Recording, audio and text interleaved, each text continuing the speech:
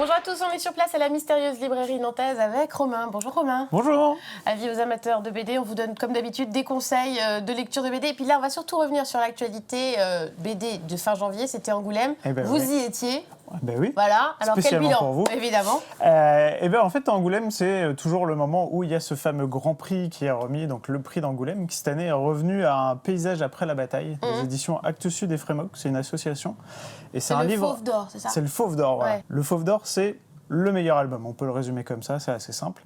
C'est quelque chose d'assez pointu, enfin, ils ont voulu valoriser vraiment une approche graphique originale, c'est une ligne très particulière qui est une narration très très graphique autour d'une reconstruction, parce que c'est après la bataille, comment on survit. Le livre s'ouvre sur une scène de bataille. Je vous en dis pas trop, parce que si vous avez envie de le lire, il faut vraiment garder la surprise, puisque le retournement de situation arrive assez tard dans l'album. C'est quelque chose d'assez original, très pointu si vous n'avez pas l'habitude de lire. Par contre, ils ont fait un grand écart, puisque le grand prix l'autre grand prix important, c'est le Grand Prix de la ville d'Angoulême, qui met en avant l'auteur le plus important et qu'ils ont envie de faire valoriser, qui sera le président de l'année suivante, et c'est Cosey cette année, à qui on doit notamment Jonathan. Je connais pas, j'avoue. Une grande série des années 80. Alors c'est vrai qu'on est un peu plus dans le remerciement de ceux qui ont fait la BD des années 80, après Herman, cette fois-ci c'est Cosey. Et voilà, c'est assez sympathique, ça montre un grand écart où aujourd'hui en fait la bande dessinée est vraiment entre... Enfin, il y a tout un chemin entre à la fois les classiques et les auteurs d'aujourd'hui.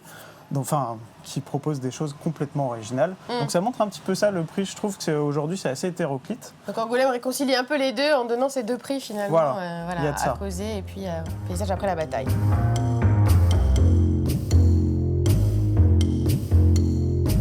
On continue avec les dernières sorties avec deux Nantais, enfin deux BD nantaises. Eh bien oui, parce qu'Angoulême, c'est aussi l'occasion de présenter les nouveautés, et il y en a beaucoup des nouveautés, beaucoup de nouveaux tomes. Et il y a notamment une nouvelle collection qui s'appelle H.G. Wells, dans laquelle on retrouve Mathieu Moreau, un dessinateur nantais, donc un dessinateur avec beaucoup de talent.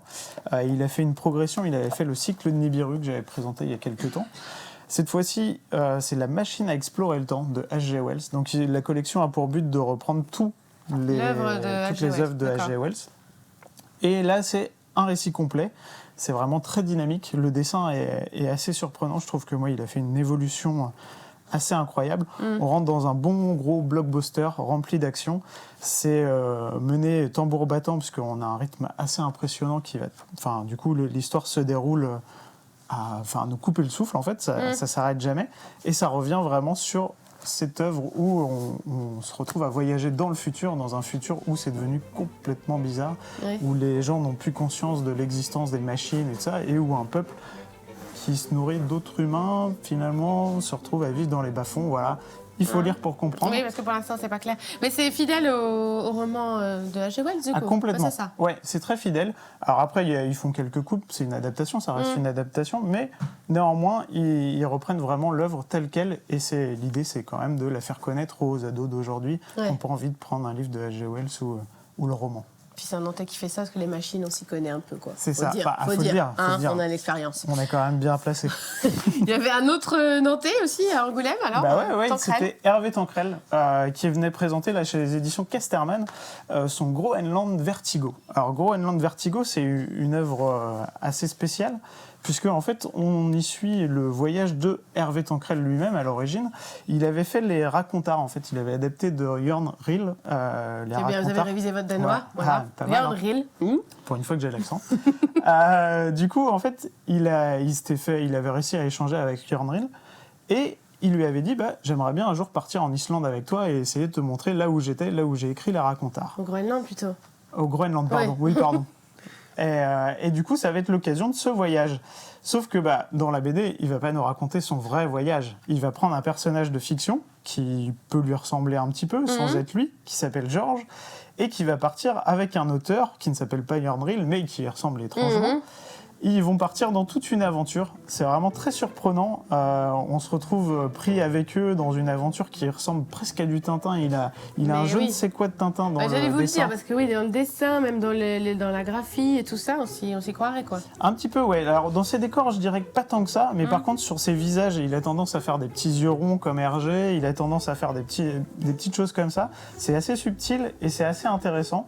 Donc voilà, du coup, on se retrouve plongé dans cette aventure où ils doivent accompagner un espèce d'artiste contemporain qui va faire une performance là-bas pour dénoncer finalement les grosses holdings pétrolières. D'accord.